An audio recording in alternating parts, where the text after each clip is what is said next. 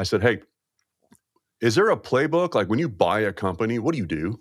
Like what's one of just give me, because I was looking to reverse engineer my M&A activity. And that's how I coach my clients, is towards the goal in mind. As a purpose-driven coach, my job is to kind of reverse engineer what an exit looks like. And a lot of that is the market you're looking to serve and how you break that market down. And then, of course, how you're pricing to that market. Yo, mic check. What's up, everybody? You're listening to the Street Pricing Podcast, the only show where proven SaaS leaders share their mindset and mistakes in pricing so we can all stop guessing and start growing. Enjoy, subscribe, and tell a friend. Now, let's break it down with your host and sought-after slayer of bad pricing, Marcos Rivera. What's up and welcome to the Street Pricing Podcast. I'm Marcos Rivera, author, founder, and pricing coach. And I'm feeling really good about today's guest. I'm going to tell you why, and you'll see why here in a few minutes. Today, I have James Martin Sr. with me. He's the CEO of RallyCorp, as well as a RevOps coach. James, welcome to the show. Hey, man. Great to be here. Thanks for having me. No, man, you're one of those really good people that I love talking to. But you're also one of my favorites because I get really hungry when I talk to you because of the fabulous tacos we've had in the past, right? But we'll unpack more of that a little later, man. Tell everybody about yourself and what you do. Hey, everybody. Yeah. So again, Marcus, thanks for having me here. James, startup founder, serial entrepreneur, but RallyCorp is my most recent company, building out with a great team out of San Diego, serving charities and causes. And then, as you mentioned, RevOps coach, usually helping organizations bootstrap to the first 3 to 5 million mark, kind of in that area. So yeah, super. Glad to be here. It's just it's in your veins. You just love helping, right? In general, right? Yeah. And that's one of the big things I love about you, man. Yeah. So all about people, man. All about the people. All about the people. At the end, that's the truism across every industry, right? So 100%. Excellent, man. Well, we're gonna unpack some things around pricing monetization, because pricing is not just for the profit seeking. Good pricing could be for nonprofits too, right? And it could also be good for those who serve well. I want to make sure that we cover all the learnings that you have. So are you ready to get street? Man, let's do this. Excellent. So for everybody listening, quick roadmap here. This show is formatted after the book Street Pricing. So we're going to go rewind and we're going to step through a story, a pricing struggle, a pricing success. We want to hear what really happened so that way folks out there could learn. And then we're going to bring it to play today. What is really working well nowadays? And then we're going to go to fast forward, which is, all right, well, what's next when it comes to pricing? And I want to unpack some special topics with you on that front. All right. Does that sound okay? Sounds great. Let's do it. Fabulous. Well, James, tell us a story. Yeah. Okay. So actually, with your help, you helped us really get this right. So when we brought you into our company at RallyCorp, but short version is this: we serve nonprofits.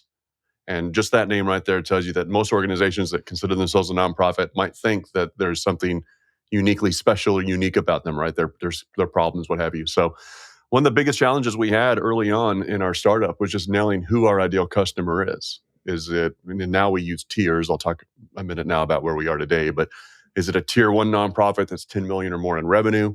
Or is it a tier 4 in a nonprofit that is under 2 million in revenue? So without really knowing who our customer was, Marcus, it was really hard for us to identify what the pains that they were having, because they were different sides of that equation, right? Where their biggest challenges were. And without knowing what pains they were having, we didn't know what levers to pull on to really nail our pricing. Because if you solve a $5 problem and you charge a nickel for it, that's not good. But if you're solving a nickel problem and charging $5 for it, that's not good either, right? So nonprofits are just like any other business. They've got challenges. They have things that they're trying to do, missions they're trying to move forward. Money creates the time and space for them to live out, all of us to live out our values and our mission. So having the right understanding of the pain that they're having and being able to drive those levers, so to speak, in the conversation allowed us to get clearer on like how can we move up market to serve more of the tier 3s, tier 4s, move from the 4s to the 2s to the 1s and really nail that over time. Does that make sense? 100%. Yeah. I mean, if you really don't understand the pain, how can you help them gain at the end of the day, right? Exactly. And so that's where, believe it or not, when someone approaches and say, I have a really big pricing problem, I start to ask questions about their customers first. I know it's funny. It's like, well, you should be And you asking about did. their model, right? Yeah. But no, I start Yeah. talking about, well, what do you know about your customers? How are they different? How are they the Yep. same? Who's the best one for you? And that Yep. usually starts to reveal something else, right? Which is Yeah. they're not really targeting or selling to the right group. So Trying keep to be. going. That's a big one for everybody here. Yeah, big. We're trying to be all things to all people. So the way that would show for us is I would hang up the phone with a large tier one nonprofit, and 6-figure contract, no problem, right? Like they're spending 7 figures, a year on what we do. So it's more of an enterprise sell, and the sales process, of course, looks quite a bit different, and the pains are different, and the expectations of how you communicate that. And then I would literally take a sip of coffee, get back on the next Zoom call, and talk to the next organization that couldn't believe it was $99 a month. Like that was just blows their mind. So, like, how do you context switch between? How do you identify quickly the value drivers within the conversation, and then context switch both your marketing but also your sales, and really meet people where they are and speak into that if it's just all things to all people, right? And that's a huge challenge for us in the Huge early challenge days. for you. Huge challenge for a lot of SaaS operators out there. If you're listening to this right now and you ever had a customer tell you you're way too cheap, it's laughable, and you're way too expensive, it's laughable, Yeah. then you really got to listen in closely here, because I think a lot of SaaS leaders see this. Yeah, definitely. 100%. Excellent. All right. So what happened next? So we did some, read your book. So plug for your book. I met you through a coaching group that we're part of. So, obviously got a little bit of time with you through that group, and then read your book and kind of got some conversations. But really, I think the big aha moment for me was had sold a business before. So I've had a number of exits as an entrepreneur, and I've kept in touch with some of those people. And one of those organizations, big private equity backed group. So having a relationship with that group, I reached out and said, hey, walk me through. And I had, team members that were still obviously involved with that company even after it was sold, transacted. And of course, it had recapped several times. But I said, hey, is there a playbook? Like when you buy a company, what do you do? Like what's one of just give me, because I was looking to reverse engineer my M&A activity. And that's how I coach my clients, is towards the goal in mind. As a purpose-driven coach, my job is to kind of reverse engineer what an exit looks like. And a lot of that is the market you're looking to serve and how you break that market down. And then, of course, how you're pricing to that market. So short version, long version, hopefully a little shorter here, is identified quickly that one of the first things in these playbooks I started collecting was a price increase universally across the board. First thing they do is raise the price. And I thought, man, I'm kind of done. I think people will pay what I ask them to pay. And then my job is to work towards creating that value. And ultimately, it might be easier to land the smaller nonprofits initially. But if I can move up market as I get more confidence in my product and my clarity and my messaging, then, it takes, I had literally customers that would respond to an email, say, yeah, 50,000 invoices, let's go. Others, and then the next email would be, 500 is just too much. And I'm like, why am I working just as hard for the $500 customer? I want to help them. It's not about the money, but it's about what I'm able to do as an organization to drive the enterprise value to ultimately, exit the company. So that's right. So ultimately, I love that the reverse engineer, or working backwards from the end state or the end goal that you want, right? Yeah. And you just break it down step by step, because there is, if you think about it, it's not something that you can walk through blindfolded, but there is a certain sequence that happens in a certain process, such as being very clear on who you're serving, how you're serving them, giving them value, extracting that value fairly over time. And so when I'm listening to this, I'm thinking like, yep, 50,000, great, love it, let's go. Others are like, 50,000, are you crazy? Like it probably would just completely ghost you, frankly. Exactly. You may not even know why they're ghosting you, right? Yeah. And so how did you solve that problem? Because the context switching could just slow you down so much, right? And it just makes it really hard to figure out what works. Yeah, it's very inefficient. Yeah. So, and whether it's an exit in mind that you're reverse engineering, or whether it's your P&L, your income statement, right? But I think at the end of the day, if you have customers and you collect a list of, like your top 20% of your billings, and you just look at what's the commonality between them, like for us, it's national concern nonprofits. So nonprofits that have a larger footprint, they do some grants, but they're primarily, looking to drive more individual donations or unit economics for the individuals.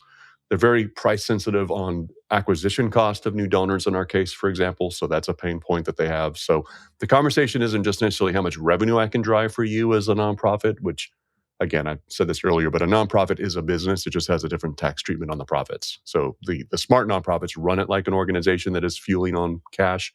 They're just, a little bit more conscious about how they spend any excess, and that they're delivering programs and services that they promise their donors that they're about.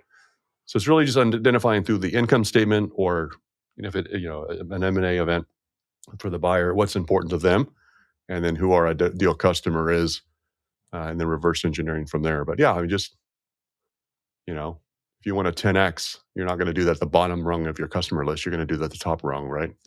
You want more of those, right? You take that top 20 that you want more of, and then you just flat out study them, right? You just get, okay, Exactly. like, what are the numbers like? What are the conversations like? Why do they buy from you? What happens after they buy?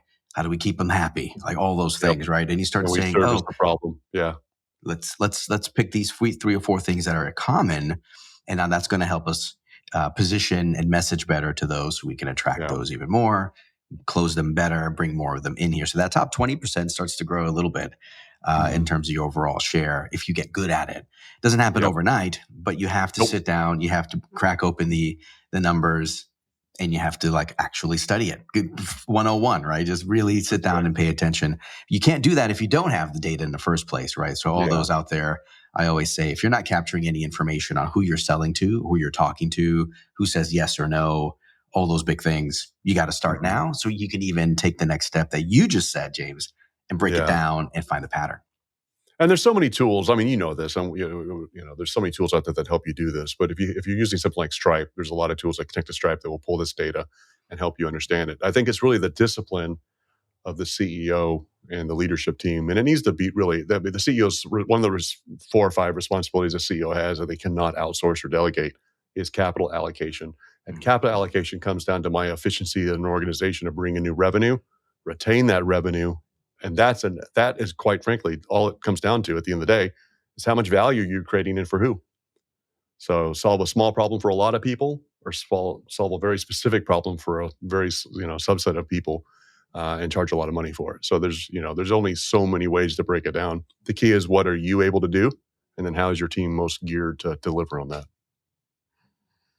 I love it, man. I love it. Just listening to you in the last 5 minutes or so, it just hit me. It just hit me like a rock. I mean, what you're saying, right, is that the leader's job, the CEO or whatever, the leader that is in place, if you think about having the right conversations with the right customers, so you can and make sure you're allocating your capital in the right way and charging them the right amounts. I mean, I'm seeing 4 C's just emerge just from talking to you, man. Like, you're like 100%. A walking framework. Yeah, exactly. Where do you think I learned it from, man? Super cool. Super cool. No, I think a lot of folks can take that away, because I think slowing down and watching for that upper echelon of the population, instead of studying every single customer, I think is a big unlock for a lot of folks here. But let's take it from the past and let's bring it up here to the present with play. So what is working nowadays for you? What are you really happy that, man, I'm glad I did that in my pricing or packaging or anything? Yeah, no, definitely. So I think for us, segmenting inbound traffic on marketing to identify, what is this, a lead, a subscriber, just being a little bit more clear in the marketing side as to who this person is. Because I think in the early days of any startup, you're just chasing anybody with a pulse, right? I'll take any meeting with someone who will return an email, right? But identifying upfront, top of funnel, who is my ideal customer and how am I reaching them? Where do they shop, work, play? How do I get a hold of them? Where are they in their cycle and their journey? Understanding what that looks like. Marcus, just asking the question in sales, have you bought software like this before? Walk me through that experience. I mean, you can anchor on something. You were very helpful in helping us price anchor. I'm a big believer in price anchoring. People, the first number they see is kind of the number you anchor them on. So when someone lands on our pricing and they go, holy cannoli, Batman, that's expensive. Right? So now, and then they look at social proof. Well, here's some logos under the middle plan. Organizations like you, and here's an organization. And one of the fortunate things about working with nonprofits is I can pull their tax data. It's called a 990. I can literally pull their income. And the only other market that's as easy to sell into, in my opinion, is public companies, because you can do the same thing with public companies. Otherwise, you're kind of just guessing. What is this guy's income stream? What challenges? What is their strategy? What's their plans? If I sold into public companies for a while. And what was beautiful about public companies is I could literally, listening to last quarter's earnings call, and the CFO and the CEO would tell me exactly what they needed to do to hit, price to earnings ratio. And then I would just sell into that because I could solve for X, right? With nonprofits today, having that visibility and that clarity has allowed me to be very specific with my sales messaging, very specific with my offering. And then our product roadmap has been built around that, right? That is such a huge benefit, right? I also think to a degree, this may not follow the same thing. You tell me if I'm right or wrong here, but sometimes selling into the governments where they have to be public about all of their Very much so. quotes and what they're Yeah. doing and what they're spending on could also give you that same level of transparency that is not really present in Yeah. selling to other businesses, right? Private businesses. Exactly. Yeah. Yeah. If you're selling into a request for price and an RFP model, then yeah, the old adage in government sales is that unless you're in the room writing, because I have clients that I coach that are in, B2G, if you would, business to government. But the joke that we have internally is like, if you're not in the room to help them write the RFP, you're probably not going to get the business because most RFPs are written specific to a business offering and they go through the exercise. But there's some horse trading going on somewhere, right? You said it. But what's cool about RFPs, and this is true for any business, the more business you lose, actually, that's just one step closer to a yes, right? So it's okay to get a no. The key is to understand why the no, because that just is an indication you're not creating the clarity and the value now. And so you just have another chance at bat, right? No, I And as love it. sales guys, Marcus, we can bat 30% and still get in the Hall of Fame, right? So it doesn't take much. Uh, the key is to understand your customers, what their pain is, and like I said earlier, it's all about the people. What is their chief complaint? It may not be the presenting problem, but what is their chief complaint? And then from there, you can double down into what the value drivers are, and then charge accordingly. I love that. The thing is, you actually bring up an interesting thought because you said you have to understand the why behind the no. A no could get you Yeah, closer to a yes, of course, right? yeah, But definitely. the why behind the no is interesting. Not a lot of folks don't ask the question. Okay, you found something else. Can you Yeah, tell no, me? no worries. Yeah. Tell me why, right? So, do you have any angles where you try to get that why? Because I think sometimes folks are just kind of, Yeah. I just want to move on. It hurts so bad. I know. Yeah. First off, you got to remember they're saying no to the offering, not you. Right. So Mhm. I tell my prospects right up front, like, look, full disclosure, I really want your business, but you got to be careful, Marcus, not to have commission breath where it just is too needy. Right. I'm okay with or without them. Right. That has to come. I have to be convinced of that. Personally, the first sell is in the head. Right. So I know that I'm okay without this deal. I don't have to have this deal to be okay. I don't have this deal to have a business. Like I am okay. Right. So that brings a lot of calm. It's kind of more of a serenity and a release. Right. So Yes. when I show up, I can be more helpful. And then in that helpful state, as a trusted advisor, I can just simply say, hey, Marcus, it sounds like you went in a different direction. Totally cool with that. Like I said, that maybe that's when I share. I'm fine with that. You're saying no to me now, Marcus, but I hope you're not saying no to me in 3 to 5 years. Is it possible that we work together in 3 to 5 years? And they say, yeah, absolutely. Great. Would you help me understand, like, if I were to show up in 3 to 5 years, what's the one thing I would have to address in my offering that you saw today that would make it a no-brainer in 3 to 5 years? A lot of times we go to like, okay, well, who did you select and why? Yeah. But a lot of times that's kind of a short-sighted question. They will tell you what they hope in their dreams, because people love to dream, Mm. what they want to accomplish in 3 to 5 years, because that's the next chance at bat. Like, why would I try to solve for why I missed it today? I want to know where they want to be in 3 to 5 years. And that conversation alone keeps you in the trusted advisor seat. And then with permission, can I touch base with you a couple times over now in the next 3 to 5 years and make sure that you're being served and cared for, and you can go from there. Brilliant. Yeah. Absolutely. And the nice thing about it is that there's a shift in focus here, right? Because I think the tendency is like, well, damn it, what just happened right now? Yeah, How do that's I get bad. the information right now? But you're Yeah. looking forward. You're saying, you know what? Yeah. I want to understand in that time frame later, which by the way reduces a little bit of the tension too, right? Because It does. people, the decision maker doesn't really want to be, most of them anyway, doesn't want to be a jackass and hurt your feelings and all that stuff, right? Yeah. So Yeah. they'll either Yeah. say nothing or say, some plaid, Yeah. oh, sorry, we had to, my boss said we had to do this or whatever it is. Yeah. But Yeah. the framing to 3 to 5 years from now, I think is a very, very important part of that Yeah. conversation. Yeah. And sometimes why can put somebody on the defensive. So if Mm. if a customer says, hey, we chose somebody else, and says, oh, I'm curious, why was that? And then they feel like they have to justify their decision, right? And it's not comfortable. People don't like conflict naturally, right? Those of us from Boston might, but those of us on the West Coast don't. Um, but when I grew up, we loved conflict. I grew up in Boston, so like we were always like arguing with one another. It was just kind of what we did. So you lean into that though, and the key as a salesperson or as a CEO in a leadership role with your team or your customers is just to reduce the friction for them to be just open with you and to say, hey, let's talk about the future. And I like it because it opens up the conversation for and they're not saying no forever. They're just saying no for now, which is totally cool. That's their right. It's my job to be ready when they're ready to renew. Yep. It's my job to be ready when they're ready to renew. That is a quotable piece right there. I love that. James. And it could be 1 year, by the way. I mean, I have customers that sign a 1-year contract. And so if they tell me, hey, we just signed a year, we're going to sign a year contract. And I'm like, hey, 1 year, well, it need to be true for me to sign you, right? So the conversation, it doesn't have to be 3 to 5 years. Yeah, no, even better. And actually, that's when I think about a lot of contracts being signed, or the majority of them are 1 year, or a very big portion of them. So even that enterprise, and the year goes by pretty quick. I don't know if anybody else notices here, but freaking time, we're in a time warp. I feel like every week is evaporating. One last thing on that piece, because the why is so important on the sale, understanding the why. There was a podcast I was listening to. I think it was Alex Hormozy. Big props to him, right? He says a lot of good stuff, drops a lot of good gems. On my shelf right here. Yeah. Alex said that the when of the no is also just as important as the why of the no. Yeah. 100%. And I thought it was an interesting concept. And I thought about it a lot more and sat down. I'm thinking like, okay, yeah, if they say no right away, as you're even opening up your pitch, you probably have a messaging, framing, positioning problem going on. Yeah. If they're saying no at the very last minute, there could be maybe a risk reversal problem you have going on. Maybe they just didn't quite feel like it was, in their interest to jump your way. So what do you think about this concept of the when the no comes in? Yeah, great point. So, and I think it comes back to our ideal customer, because when you got on a phone with, like in my case, a tier 3 or tier 4 nonprofit, they have a tendency to really drag. Like, they're really nice, and they won't give you a fast no. They'll give you a slow maybe, which is almost worse, right? Like, it's so painful because it goes on for 6 months, and you think you have an opportunity, but they're just flirting with you because they don't want to say no, and they're in pain. They don't want to say no because of, not that they don't want to hurt your feelings. They are legitimately in pain, and they want it so bad.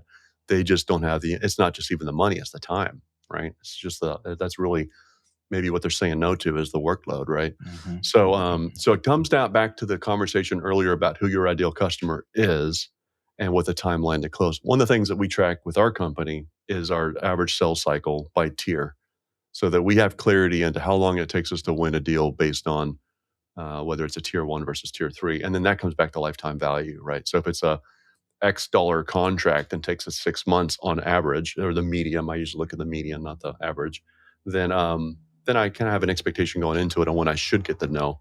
But you're right. If you're booking meetings from a meeting and you can't even get the second meeting, if you get a no at the first meeting, then you may very well have come in too heavy on, features or function or salesmanship, when it was really about getting the next call, because you want one more yes before you get the no.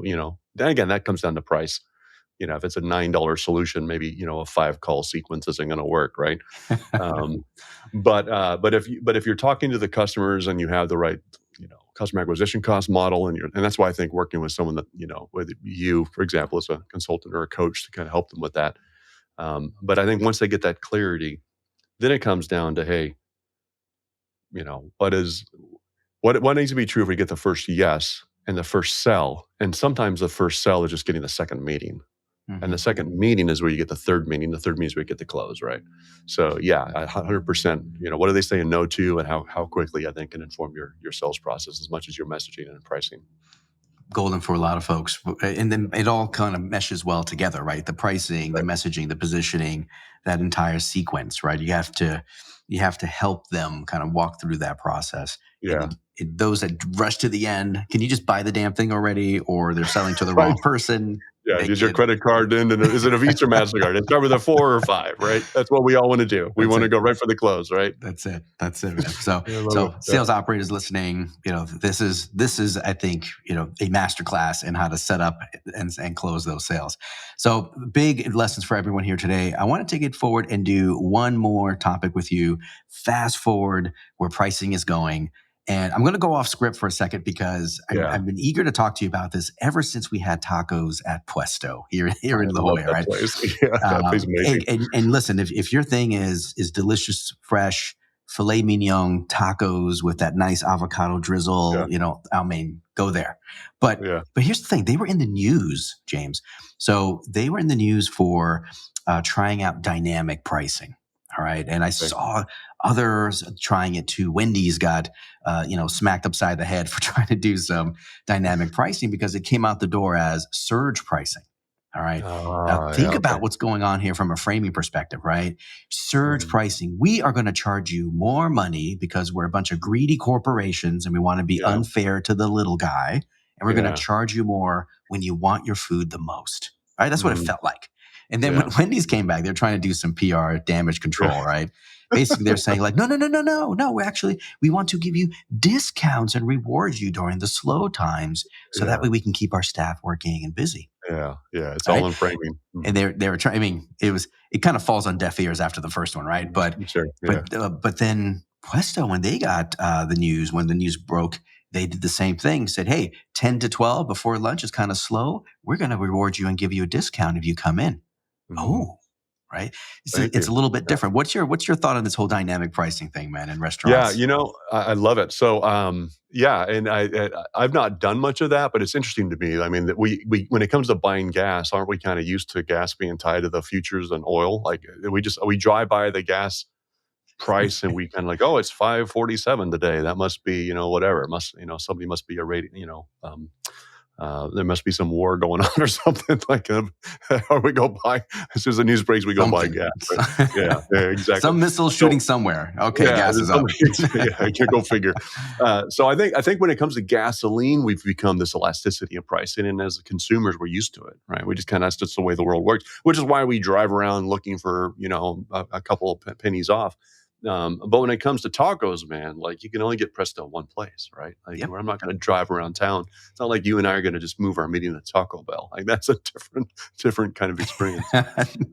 As far as an entrepreneur, man, yeah, and I do this, and my wife, bless her heart, she gives me so much grief for it. But about every 6 months, I pull pricing from my website because I'm not convinced I have it right. And I'm like, all right, how do I get confidence in that, right? Mhm. And so finally, I'm like, look, let's just run the median of what I sold to, and then just that's my pricing, and I'm just confident in that, right?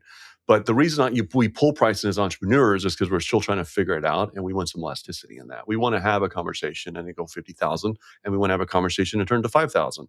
We know we're going to service that differently, right? As far as the number of people, and in my case, credits and all the variable things that make up the price difference. It's not like we're gouging people, but we want that freedom to be able to do that while we price test. But as a consumer, yeah, man, it's all about messaging, all about how you frame that. It's a frame all day long. Now listen to this. I mean, you made a couple of really great points there naturally, which was, yes, we do want to make sure that the framing is right and you're Yeah, communicating right, but confidence has to go up. And just like anyone's confidence, we're all human beings. Confidence goes up, confidence goes down, comes right? down like the And price of oil. exactly. And so we need ways to fluctuate that. But here's the thing, and here's my little thesis that I've been coming up with since I've been reading about all this is that I think dynamic pricing has been here all along. We're just not Yes. necessarily used to it, right? And so if you think about happy hour is another form of dynamic Oh yeah. pricing. It's cheaper, Mhm. from whatever 3 to 5 than it And is we've any always other, done that. right? Yeah, The same ribeye sandwich at dinner is more expensive, but it's cheaper during lunch, right? lunch portion. Right? And then there's all these key things. And so you're seeing there's Valentine's Day. Why is it so damn expensive to get a plate, right? And so Yeah, I'm finding that dynamic pricing's kind of already sort of been around for some time, but in just these different forms. But when you walk up and say, we're going to charge you more during a period of time when you're hungry and you don't have a lot of optionality, say it's the only restaurant near you, then you get this perception of unfairness, right? yeah, You're sort of you're sticking it to me, yeah, and then shifts the focus away from what's really going on. So I think if restaurants are going to start doing this, or even others, like from a dynamic pricing perspective, I think it's much better to frame it as a reward than making it risky on them that they're going to pay a bunch of money. yeah, And so that could be like, hey, if you do these behaviors, these conditions, or these things, we actually will reward that and give you a discount or give you yeah. something there, Mhm. and then it's a win-win on both sides. Yeah. And yeah, exactly, Marcus. I think it comes down to framing. Like in my case, we had this concept of committed revenue, and we have to be careful because sometimes that will blow a deal or confuse the customer and they'll want to slow it down a little bit. But in my world, if I prepay for, like, for example, text messaging credits, if I know you're going to spend 5 million this year or 10 million text messages this year, I can go lock in and negotiate a contract with my, we're direct to carrier network that we use. I can go and negotiate a better rate and then pass that savings off to you, but I'm under contract, so you're under contract, right? Mm-hmm. And as a startup, especially in my case, I typically bootstrap both my clients and myself. I'm not going to, for capital efficiency, there's no way I'm going to lay out money from my coffers and fund your discount. You got to fund that, right? So it's prepayment. So it's committed through contract and then committed through revenue. So when I think it's how you frame that up front. But yeah, if you wait till midnight, the day before the biggest fundraising day of the year, and then you want to get our team on the phone for last minute strategic training and buy the credits at the moment, you're going to go with what we call pay as you go pricing, or we're going to call it emergency onboarding or whatever, right? So it's on the way you frame the thing. But that comes from a place of relationship and trust, right? It's hard to do for a taco place. I get that. But in the SaaS world, it's all about trust. And if they're going to buy from who they know, like, and trust, then up front you say, hey, here's how the pricing works. Here's what it's like. And then you decide what's best for you. But yeah, absolutely. If you want to pay as you go, I'm literally not able to discount at this point. And I don't like discounting anyway. I think that cheapens the service, but I'm not able to negotiate. I frame it as a negotiation. Yep. I'm not able to negotiate a better rate for you unless you're willing to commit, because that's the way commitments work. That's right. And that being straightforward, that transparency leads to trust, right? 100%. Right. And that trust leads to relationships, which is really where subscription is kind of an embodiment of that relationship. Yeah. So that's really smart all the way around, man. So we talked about getting sharp around your customers, identifying that pain. We talked about really getting behind the why in the know of the sale, right? We talked about framing and messaging in order to really, help you nail the right model, gain confidence in the model. Mm-hmm. You're a walking book. As a matter of fact, I think you have like 2 of them, right? That's what I do. Yeah. Well, one published, one coming. Yeah. Yeah. And I think, I think the key is just we're success as a service, right? And this is what I tell my clients in coaching. You have the solution, they have the problem. Provided you're clear on their problem and you're clear that you do in fact have the solution, that should give you a ton of confidence. Then it just comes down to work with you, Marcus, to identify, are you solving a nickel problem or a $10 problem? Because there's a difference there, right? Both in time and overall capital allocation. So I think that if I have clarity as an entrepreneur that I'm solving big problems for the right people, then just, give yourself the confidence to just put your pricing out there and then long pause. There's discomfort in that moment, but they're thinking about what you just said when you present pricing. They may not be thinking, man, I wish this was cheaper. That's what you're thinking because you're worried about it, but they're not. They're thinking about, man, how am I going to get this approved because I really want this, if you framed it properly on the front side of that. So long pauses. Long pauses. Yes. As uncomfortable as it could be. You can even practice that with a friend of yours. Just sit there, just do some long pauses, just to kind of get used to the uncomfortable silence, right? Role play. That's right. Excellent, man. Listen, you were phenomenal today. I think folks learn a lot. I do have one final question for you. It's my favorite question of all. Yeah. And just for people to understand James a little better, why don't you tell us your favorite music, your favorite jam growing up? What was your favorite song? Wow. Brings you back, always puts a smile on your face. You could play it on repeat. What's that favorite song of yours? I was going to say Money for Nothing by Dire Straits just because of the nature of our conversation. Because, I thought, How appropriate. Apropos. That's right. but I'm like, well, I don't know if that's true. It just was too convenient. I'm a Def Leppard guy growing up. So I'm in the 80s. So I'll date myself here a little bit. But Def Leppard, AC/DC, all that. In fact, my teenager who turned 19 this week, actually, and I are going off to see him in concert in a few. Oh my God, they're still playing. They are still playing. I'm so excited. Awesome. Yeah. So anything, if I play anything in that genre, I'm excited. I'm easily motivated. That I could just see you there. I can see the hair, the shirt. I can see the head bobbing. I can see it all, man. Listen, thank you for coming in here and dropping the knowledge for everybody, and also just all around, just sharing what you know, because you know a ton. So, ladies and gentlemen, James Martin Sr. All right, team, listen, take these lessons forward. Now, the idea behind this is that you can listen, you could be a standby, or you can actually apply these and get the results. So whatever you learned today, apply it next Monday, see if it works, and come on back for another episode, try to grab something there, apply it, see what works. That's the motion we want. And we want you to move away from that guesswork. All right. So remember, stop guessing and start growing. Until next time. Thank you and much love for listening to the Street Pricing Podcast with Marcos Rivera. We hope you enjoyed this episode and don't forget to like and subscribe. If you want to learn more about capturing value, pick up a copy of Street Pricing on Amazon. Until next time.